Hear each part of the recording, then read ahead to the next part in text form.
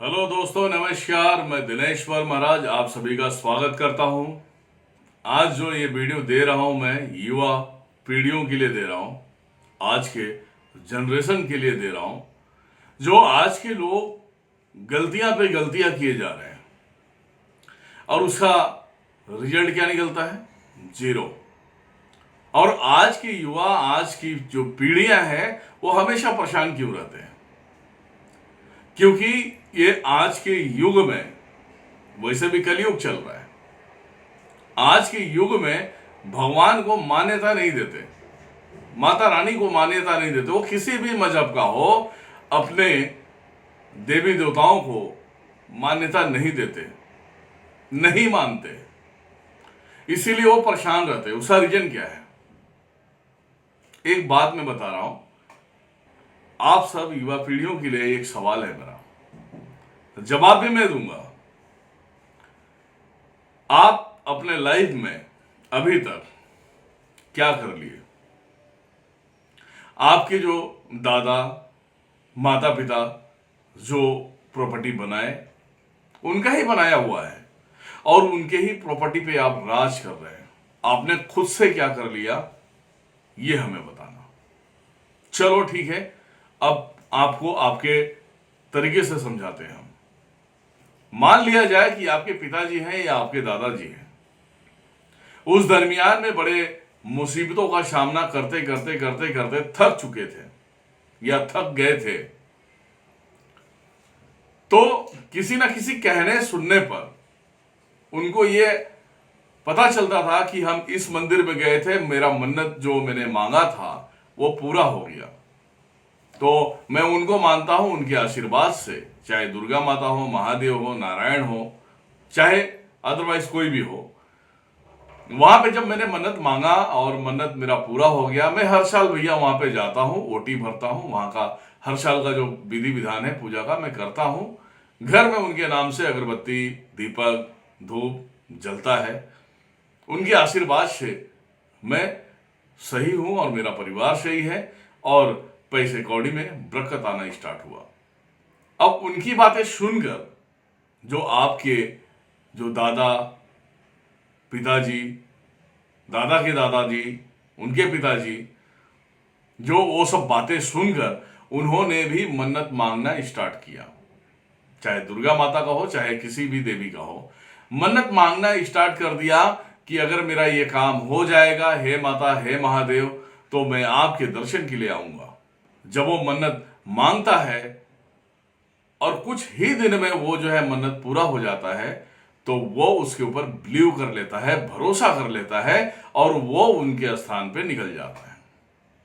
जब मंदिर में जाता है या धाम में जाता है, जाने के बाद वहां पे नतमस्तक तो होता ही है, पर वो हमेशा के लिए अपने दिल में, अपने घर में, अपने पीढ़ियों में स्थान देने की बात करता है।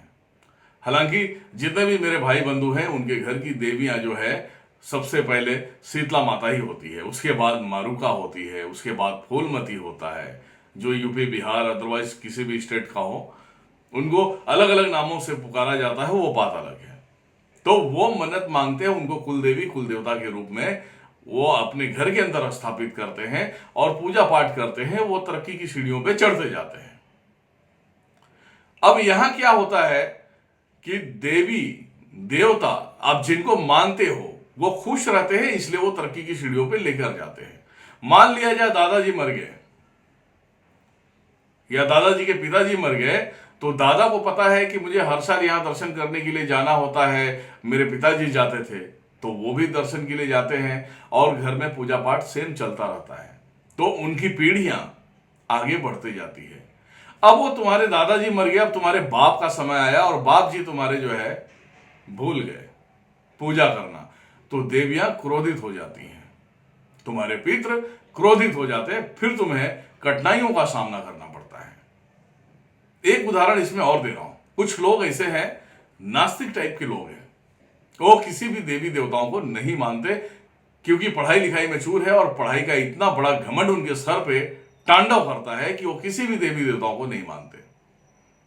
वो उसका कारण क्या होता है? मान लिया जाए आपके पिताजी पूजा पाठ करते हैं, सब सारी चीजें करते हैं, सब कुछ सही चल रहा है, अचानक खुदा ना खास्ता ऊपर वाले के हिसाब से उनकी मौत हो गई, तो उनकी मां मानना चालू करेंगे, मां उसकी पूजा करते रहेगी, लेकिन बेटा बीच में उंगली करता है, अरे ये सब क्या नाटकबाजी करते हैं तुम लोग, नौटंकी करते हैं, कुछ नहीं होता है देवी देवता। और कुछ टाइम के बाद मां भी भगवान को, भगवती को प्यारी हो जाती है, उसके बाद जो पीढ़ियां होती है इस बातों को मानने से इनकार कर देती है। ऐसे काफी केसेस आते हैं मेरे पास, उनको बताया जाता है, हालांकि मेरे जुबान से कुछ अनाप शनाप बातें भी निकल जाती है। क्यों निकल जाती है? गलतियां आप करोगे तो दंड भी आपको मिलेगा।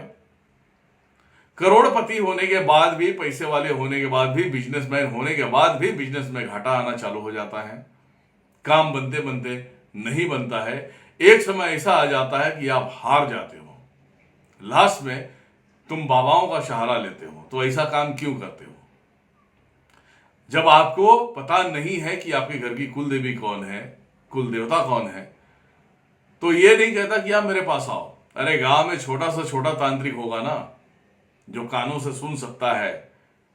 बहुत लोग कानों से सुन के काम करते हैं, कुछ लोगों को दिखता है, तो वो तुम्हें छोटा सा छोटा तांत्रिक बता देगा, भैया तुम्हारे घर में कुल देवी का तुम्हारा प्रॉब्लम है, आप उसे ठीक करा लो, पितृ का प्रॉब्लम है उसे ठीक करा लो। फिर आप उस बात पे अड़ जाते हो कि भाई अब तो मेरे कुल देवी का पूजा करना है। अब बीच में क्या होता है, कुल देवी, तुम्हारे पितृ जितना तुमको नुकसान पहुंचाना होता है पहुंचा देते हैं। लास्ट में जब आप किसी के लायक नहीं रहते हो तब तांत्रिकों के पास जाते हो। ऐसा क्यों करते हो? मेरा आप सभी से सवाल यही था, ऐसा क्यों करते हो? जिस नक्शे कदम पे तुम्हारा दादा, आजा, बाप, मां चले हुए हैं, अगर उसी नक्शे कदम पे आप चलते हो तो लाइफ में कोई प्रॉब्लम ही नहीं होगी आप सभी को। यह समझाने का एक तात्पर्य है, वो समझा रहा हूं मैं। कुछ लोग क्या कहते हैं कि हम तो 4 भाई हैं, हम 6 भाई हैं, हम 5 भाई हैं, हम 10 भाई हैं। आप कितने भी भाई रहो ना, उससे कोई फर्क नहीं पड़ता। माता पिता के जाने के बाद देवियों का पूजा करने का जो हक होता है, या तो सबसे बड़े वाले भाई का होता है या सबसे छोटे वाले भाई का। अगर ये दोनों ने अपनी जिम्मेदारियां निभा लिया, अपनी देवी देवताओं को मान सम्मान देते रह गए, तब तो तुम्हारे धन दौलत ऐसे ही बने रहेंगे और आगे बढ़ते जाएंगे।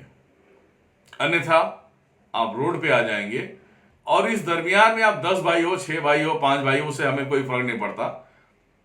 बीच के लोग जब नाटक करना चालू करते हैं तो देवियां उनके ऊपर भी सवार हो जाती हैं, उनका भी बिजनेस टाइट फिक्स हो जाता है।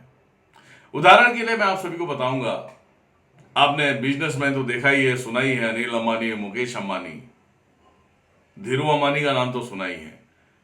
जिस नक्शे कदम पे धीरू भाई अंबानी चलते थे, उसी नक्शे कदम पे, उससे कहीं ज्यादा नक्शे कदम पे चलने वाले ये दोनों भाई हैं। कोई भी महोत्सव होता है इनके इधर, कोई भी प्रोग्राम होता है, कोई भी पार्टी होता है, तो पहले वो शेरावाली को और गणेश जी को पहले वो सम्मान देते हैं, उसके बाद आगे कोई कार्य करते हैं। तो इनसे बड़े तो बिजनेसमैन आप नहीं हो। अगर हो तो बताएं। हमारे प्रधानमंत्री जब तक नहा धोकर पूजा पाठ ध्यान नहीं कर लेते, जब तक वो अपने हाउस से बाहर नहीं निकलते, दफ्तर के लिए कोई कार्य नहीं करते, तो क्या आप इन सभी से बड़े हो? ये आप तय करना है कि आप इन सब से बड़े हो। तो बस इतना ही रिक्वेस्ट है आप सभी को, वीडियो देख रहे हैं तो इसे माइंड पे लें और माइंड पे लेकर काम करें। और काफी लोगों का सवाल होगा, हमने तो बनाया, हमने बनाया तो तुमने देवी देवताओं का सम्मान करते हुए और अगले जन्मों का कुछ पुण्य की वजह से बनाया, अन्यथा तुम्हारी बनाने की औकात नहीं है। ये वीडियो आज के युवा पीढ़ियों के लिए है, आज के नस्लों के लिए है, आज के लोगों के लिए है जो देवी देवताओं को, पितरों को, कुल देवताओं को नहीं मानते हैं, इसीलिए वो परेशान रहते हैं और लास्ट में परेशान होकर भिखारी जैसी जिंदगी बन जाती है। फिर बाद में बाबाओं के पास जाते हैं तो इनको स्टैंड होने में, इनको खड़ा होने में बहुत वक्त लग जाता है। जब तक क्या होता है, घर से लड़की भी भाग जाती है, लड़का भी जो होगा उसके फैमिली में जो उसका लड़का होगा वो भी उसे मुंह मोड़ लेता है, बहुत सारी चीजें बिगड़ जाती हैं। लास्ट में आप बनाने की कोशिश करते हो, बनाने में टाइम लगता है, बिगाड़ने में सेकंड भी नहीं लगता। तो रिक्वेस्ट है कि आपके घर के अंदर जो कुलदेवी कुल देवता जो पितृ हैं उनका सम्मान करें, और जो तुम्हारे दादा दादी आजा बाप माँ पहले से पूजा पाठ जो प्रथा चला के आ रहे थे उसी प्रथा को आप चलाते रहें। जिंदगी में तुम्हें कोई तकलीफ नहीं होगा और कोई हिला भी नहीं सकता तुम्हें। ठीक है, वीडियो पसंद आया हो तो इसे लाइक करें, सब्सक्राइब करें। Thank you so much. जय माता दी, जय भैरव, जय महाकाल, जय महाकाली, जय गुरुदेव।